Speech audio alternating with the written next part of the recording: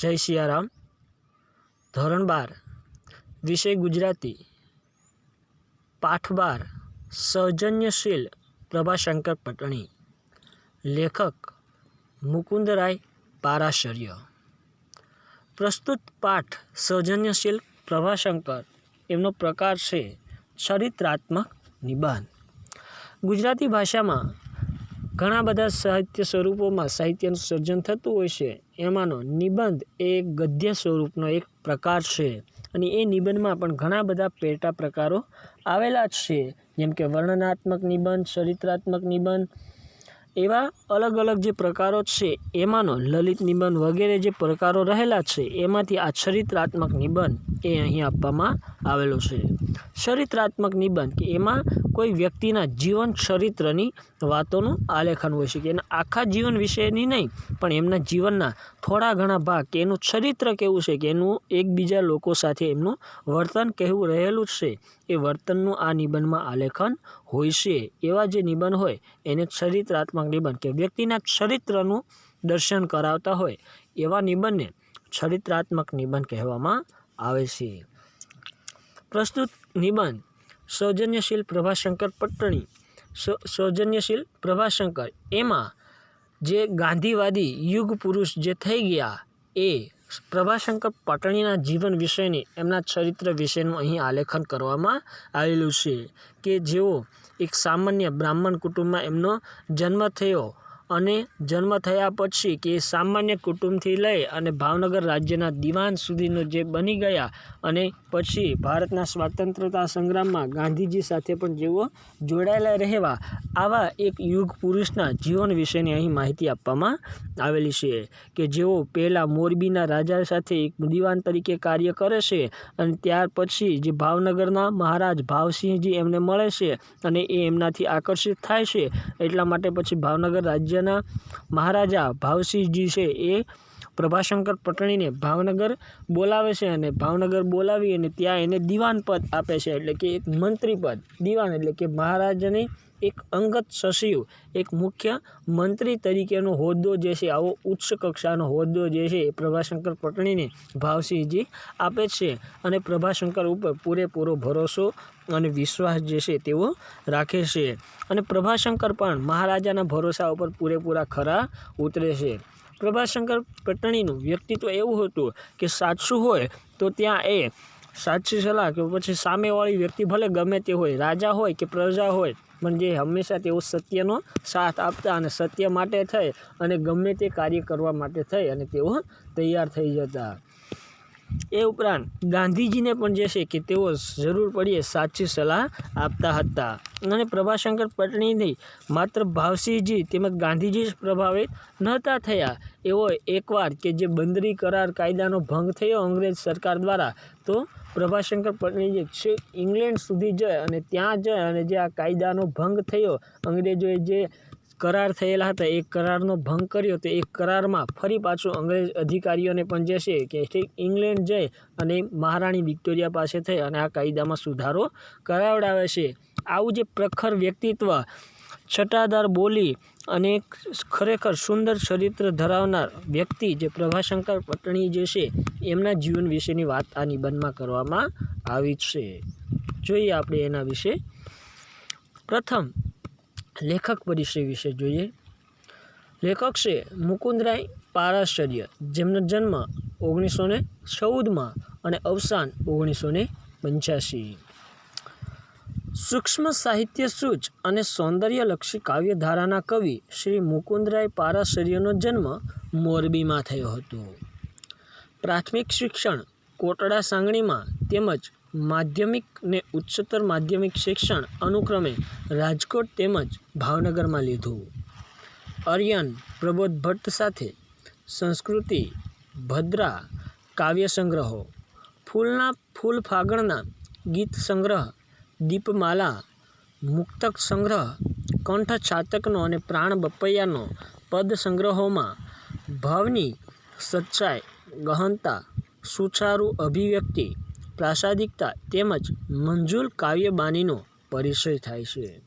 અહીં જે લેખકની માહિતી આપવામાં આવી છે ને એમણે જે સાહિત્યનું સર્જન કર્યું છે એ પુસ્તકોના નામ અહીં દર્શાવવામાં આવ્યા છે. મુકુંદભાઈને યશોદાયી વ્યક્તિચિત્રોના સંગ્રહો આપ્યા છે. સત્યકથા ભાગ 1, 2, 3, સત્વશીલ, મારા મોટીબા અને બીજી સત્યકથાઓ તથા મારી માં જેવા વ્યક્તિ ચરિત્રોમાં ઉદાત્ત જીવન દ્રષ્ટિ, વૈવિધ્યપૂર્ણ પ્રભાવ ઘટનાઓનું રસમય આલેખન જોવા મળશે. કે અહીં જે નામ આપવામાં આવે છે સત્યકથાના 1, 2, 3 ભાગ, સત્વશીલ, મારી મોટીબા અને બીજી સત્યકથા, એ બધા શું છે કે વ્યક્તિ ચરિત્રને લગતા એમના ચરિત્ર નિબંધો કે ચરિત્ર ગ્રંથો છે કે જેમાં એમણે કોઈને કોઈ વ્યક્તિના ચરિત્ર વિશેનું લેખકે આલેખન કરેલું છે. અને એમની ભાષા પણ ખૂબ જ સરળ અને એક વ્યક્તિત્વનું સાચા અર્થમાં વ્યક્તિત્વનું જે એ વ્યક્તિમાં રહેલા ગુણો જે છે એ ગુણોને લેખકે સારી રીતે અહીં દર્શાવ્યા છે. સરળ, પારદર્શક તેમજ પ્રાસાદિક ગદ્યને પારાશર્યને ઉત્તમ ગદ્યકાર તરીકે પ્રસ્થાપિત કર્યા છે. આમ આ પેરેગ્રાફમાં લેખકના જીવન વિશેની અને એનામાં રહેલી જે વિશેષતા જે છે એ દર્શાવવામાં આવી છે. ત્યારબાદ કંઠ છાતકનો અને પ્રાણ બપૈયાનો પદ સંગ્રહને ગુજરાતી સાહિત્ય પરિષદનું તથા સત્યકથા 1 તેમજ મારા મોટીબા અને બીજી સત્યકથાઓને ગુજરાત સાહિત્ય અકાદમીના પારિતોષિકો પ્રાપ્ત થયા છે. સત્વશીલને 1978નો નર્મદ સુવર્ણ ચંદ્રક પ્રાપ્ત થયેલો છે. કે લેખકે લખેલા જે ઉત્તમ પ્રકારના સાહિત્ય સર્જનો હતા એમાં એમના ઉત્તમ અલગ અલગ પુસ્તકો માટે થઈ અને અલગ અલગ ગુજરાતી ભાષાના અલગ અલગ એવોર્ડો જે છે એ એવોર્ડ પણ એમને પ્રાપ્ત થયેલા છે. નીચેના પેરેગ્રાફમાં હવે પાઠની અંદર શેનું વર્ણન છે એની વાત કરવામાં આવી છે કે સામાન્ય શિક્ષક પદથી ભાવનગર રાજ્યના દિવાન પદ સુધીના પ્રભાશંકર પટણીના વિકાસ ગાથાનો ગરવો નમૂનેદાર આલેખ સુચારુ ઢબે લેખકે રજૂ કર્યો છે. તેમના સ્નેહ, સૌજન્ય, સહૃદયતા, નિસ્પૃહતા, દ્રઢતા, કોમળતા, ત્યાગ, સેવા તત્પરતા, નિરભિમાનપણું, પરહિતપરાયણતા વગેરે ગુણો વડે સૌનું દિલ જીતનાર પ્રભાશંકર પ્રજાજનો, રાજવીઓ, સમાજ, સરકાર, મહારાજા અને ગાંધીજીને પણ તાણે સાચી સલાહ આપે છે.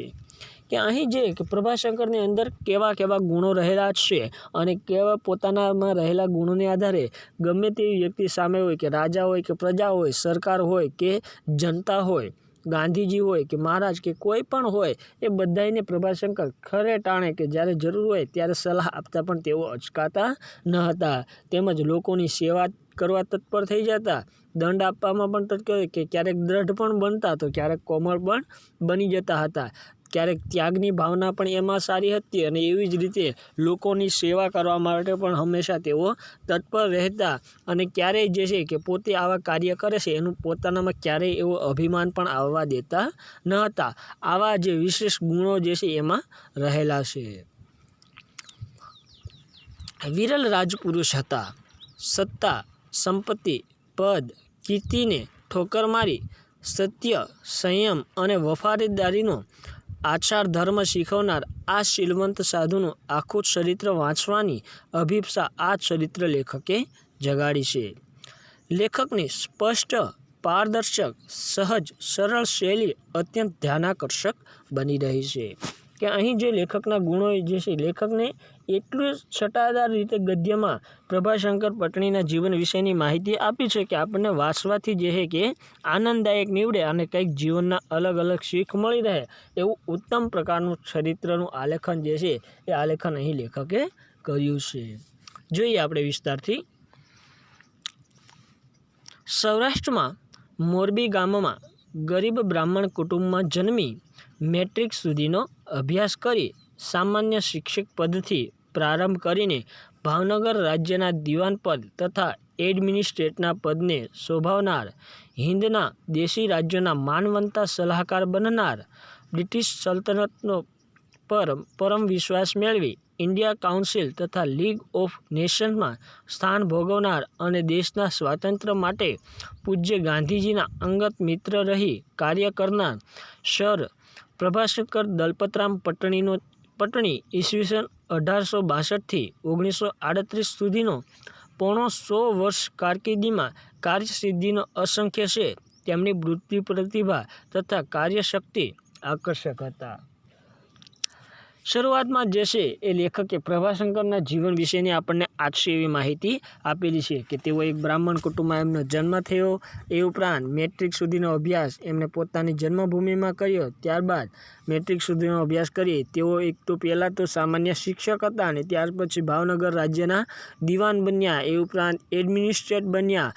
ઉપરાંત હિન્દના જે દેશી રાજ્યો એટલે કે ભારત આઝાદ થયું એ પહેલાં જે આપણા દેશી રજવાડાઓ હતા એ રજવાડાઓમાં એવો સલાહકાર તરીકે પણ તેઓ રહ્યા હતા. એ ઉપરાંત બ્રિટિશ સરકારની જે બ્રિટિશ સલ્તનત હતી એમનો પણ એ પૂરેપૂરો વિશ્વાસ મેળવે છે અને સરકારના પણ એક અંગ્રેજોના એક અંગત વિશ્વાસુ તેઓ બની રહે છે. અને ઇન્ડિયન કાઉન્સિલ લીગ જે હતી એ લીગમાં એઓ જે છે કે પોતા એક એમનું પણ એક સ્થાન જે છે એ રહેશે.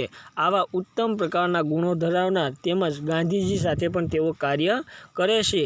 એવું આ પ્રભાશંકરનું વ્યક્તિત્વ છે કે કઈ રીતે એ પોતાને જે છે કે પોણો 100 વર્ષના એના જીવનમાં એ બધાને દરેકને જે છે કે પોતાના તરફ આકર્ષિત કરી લે છે અને પોતાના ઉત્તમ ગુણોનું પ્રદર્શન કરી અને ઉત્તમ પ્રકારનું જીવન જે છે એ તેઓ જીવી જાય છે. એની વાત એવો આછેરો પરિચય અહીં લેખકે આપણને પ્રભાશંકર પટણી વિશેનો થોડો અમથો આપ્યો છે કે જેમનું પૂરું નામ હતું પ્રભાશંકર દલપતરામ પટણી. આગળ જોઈએ, તેમની આશ્ચર્યકારક અનેક સિદ્ધિઓ નોંધી શકાય કે આશ્ચર્યકારક એટલે કે નવાઈ પમાડે તેવી કે અને સિદ્ધિઓ એટલે કે એનામાં રહેલા ગુણો એમને કરેલા કાર્યો કે લેખક કહે છે કે એમને જે ઘણા બધા એવા કાર્ય કર્યા છે કે જે જોતા આપણને આશ્ચર્ય થાય, આપણને કંઈક નવાઈ લાગે એવા ઘણા બધા કાર્ય જે છે એવા ઘણા બધા કાર્યો પ્રભાશંકર પટણીએ કરેલા છે. પણ તેમના જીવનની ઓછી મહત્ત્વની નહીં તેવી વસ્તુ તેમનો સ્વભાવ હતો, જેના સૌજન્ય, નિષ્પૃહતા, નિરાભિમાનતા તથા પરહિતપરાયણતા વગેરે લક્ષણો હતા. કે પ્રભાશંકર પટણીની જીવનમાં કેવા લક્ષણો હતા કે એક તો સૌજન્ય એટલે કે બધાની સાથે હળીમળીને સૌજન્ય એટલે કે એક સજ્જન પુરુષ. નિષ્પૃહતા એટલે કે કોઈની સાથે ભેદભાવ જે છે એ ભેદભાવ તેઓ ક્યારેય રાખતા ન હતા. નિરાભિમાનતા એટલે કે કઈ નિરઅભિમાન એટલે કે અભિમાન ન હોવું કે એમને પોતે સારા કાર્યો કરે છે, સારા ઉત્તમ કક્ષાના પદ કે ઊંચા પદ ઉપર તેઓ રહે છે, તેમ છતાં પણ એ ક્યારેય પોતાનામાં અભિમાન જે છે અભિમાન ક્યારેય લાવતા નથી. એ ઉપરાંત પરહિતપરાયણતા, પર એટલે બીજા અને હિત એટલે કે બીજાનું સારું ઈચ્છનાર કે બીજાનું સારું ઈચ્છનાર, બીજાની સેવા કરનાર એવા વિવિધ લક્ષણો જે છે આવા ઉત્તમ પ્રકારના લક્ષણો પ્રભાશંકરના જીવનમાં રહેલા હતા. એમની પ્રત્યેક પ્રવૃત્તિ કે નિવૃત્તિ પરહિત સાધક હતી.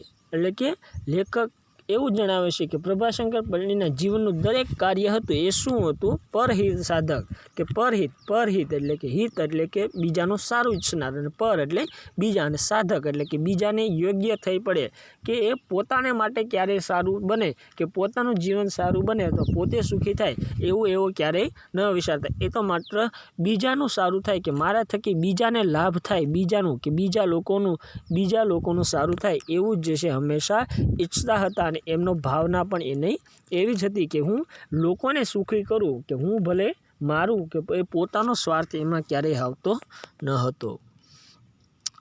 એમની સ્વભાવદર્શક ઉપલબ્ધ હકીકોમાંથી થોડીક અહીં તારવી છે કે લેખક કહે છે કે એમના જે સ્વભાવમાં રહેલી જે થોડી ઘણી હકીકતો હતી એટલે કે એમને જે કંઈ જીવનમાં એમણે ઉત્તમ કાર્યો કર્યા હતા એમાંથી થોડા ઘણા હિતોને મેં અહીં અલગ તારવ્યા છે. એટલે કે આ નિબંધની અંદર એમનું આલેખન કર્યું છે એવું જે છે શરૂઆતમાં લેખક પ્રભાશંકર વિશે જણાવે છે.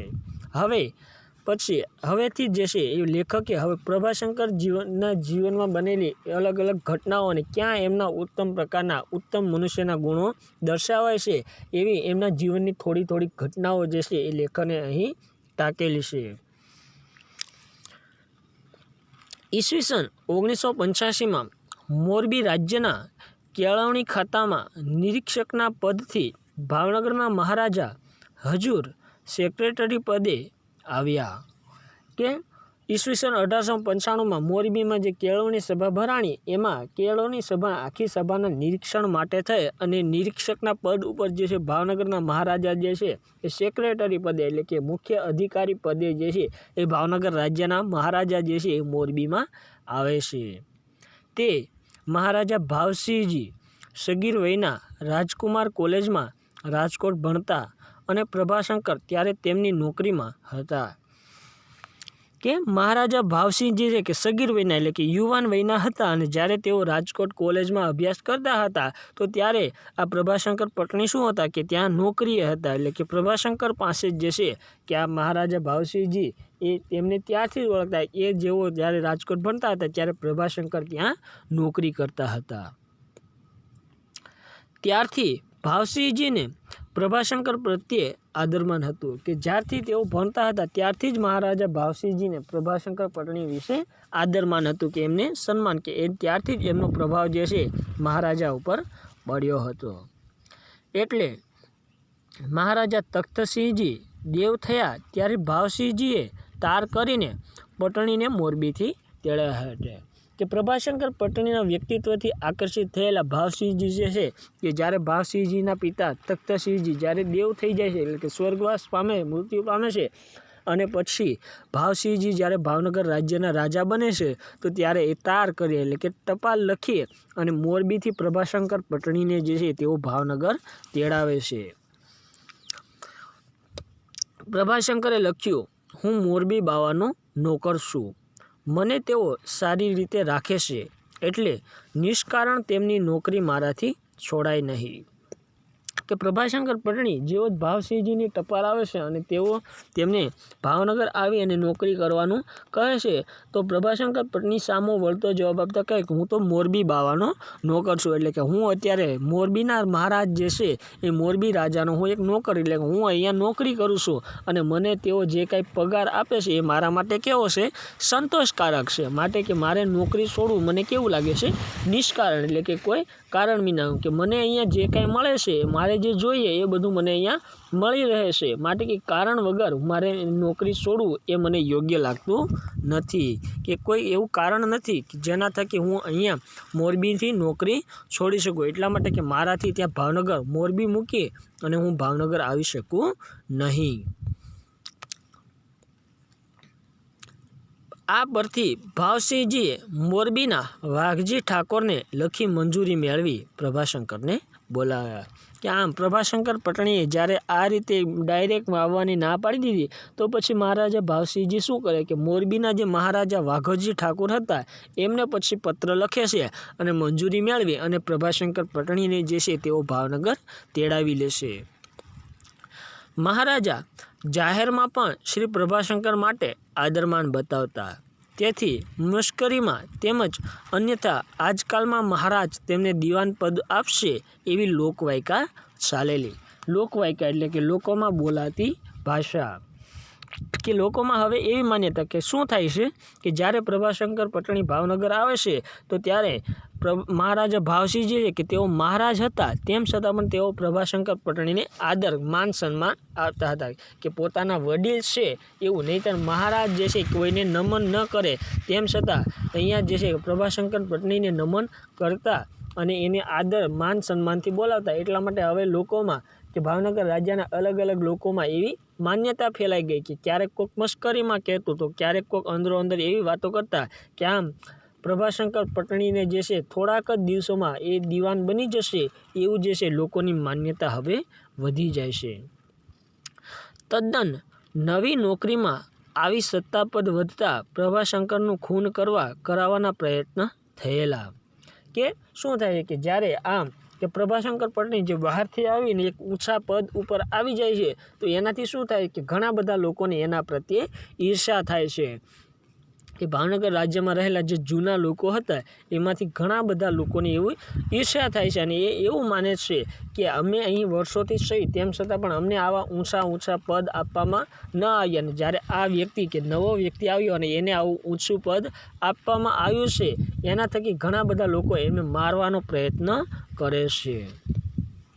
એવા એક પ્રયત્નમાં પોતે પકડેલા મારાને ક્ષમા આપી પાછો વાળ્યો ને તે વાત દાબી દીધી કે એમને જે મારવાના પ્રયત્નો થતા એમાં એક ઘટના તો એવી બની હતી કે એક મારનાર વ્યક્તિ જ્યારે પ્રભાશંકર પટણીને મારવા આવે છે તો પ્રભાશંકર પોતે એને પકડી પણ લેશે અને પકડી લેશે, પણ પછી શું કે પકડી અને પછી એને માફી એને સજા આપવાને બદલે પ્રભાશંકર પટણી શું કરે છે, એને સમજાવે છે અને એને માફ કરી અને પછી ત્યાંથી એ જવા દેશે.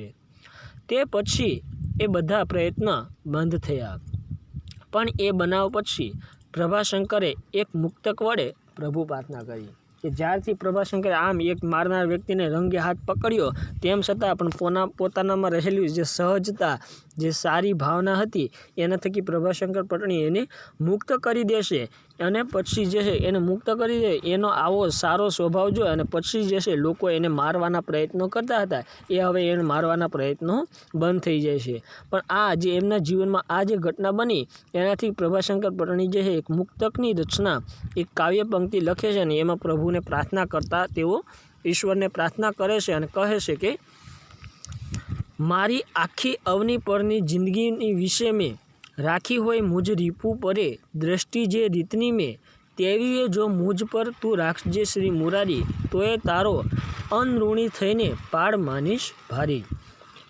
કે પ્રભાશંકર પટણી ઈશ્વરને એવી પ્રાર્થના કરે, અવની એટલે કે ધરતી ઉપર અને રીપુ એટલે દુશ્મન, દ્રષ્ટિ તો નજર અને મુજ પર એટલે કે મારા ઉપર શ્રી મુરારી એટલે કે હે ઈશ્વર અને અનઋણી એટલે કે તારો ઋણી રહીશ. કે પ્રભાશંકર પટણી ઈશ્વરને એવી પ્રાર્થના કરતાં લખે છે કે હે ઈશ્વર કે આ ધરતી ઉપર મેં મારી આખી જિંદગીમાં જો મેં મારા જે દુશ્મનો હોય એ દુશ્મનો પ્રત્યે જો મેં મારી જેવી નજર રાખી હોય એવી નજર પણ જો તું મારા ઉપર રાખીશ તો પણ હું તારો ઋણી બનીશ. કે કદાચ મેં મારા શત્રુઓ પ્રત્યે જે શત્રુતાની ભાવના રાખી હશે કે મેં ક્યારેય એવી દુશ્મનીની ભાવના રાખી તો નથી જ, અને તેમ છતાં પણ જો એના ઉપર કોઈ મેં ખરાબ દ્રષ્ટિ કરી તો એવી ખરાબ દ્રષ્ટિ પણ જો તું મારા ઉપર રાખીશ તો પણ હું તારો આભાર માનીશ. આમ જે છે ઈશ્વર પાસે સારું માંગવાને બદલે પોતે જેવું કર્યું એવું જ તું મને આપજે, એવું જે છે એ ઈશ્વર પાસે તેઓ માંગણી કરે છે.